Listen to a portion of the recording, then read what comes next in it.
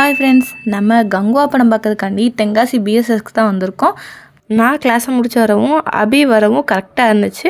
போய் சுபாஷில் ஒரு காஃபி மட்டும் குடிச்சாச்சு. ஏன்னா மதியம் சாப்பிட டைம் இருக்காது. 2:30 படம் ஸ்டார்ட் ஆகினால நாங்கள் அங்கேருந்து வரவே டைம் ஆயிடுச்சு. ஒரு 5 நிமிஷம் வெயிட் பண்ணோம். அதுக்கப்புறம் உள்ளே போனோடனே படம் ஸ்டார்ட் ஆயிடுச்சு. இது 3D ஃபிலிம். கண்ணாடி போடுறவங்களுக்கு என்ன மைனஸ்னால் கண்ணாடிக்கு மேலே கண்ணாடி போடணும்.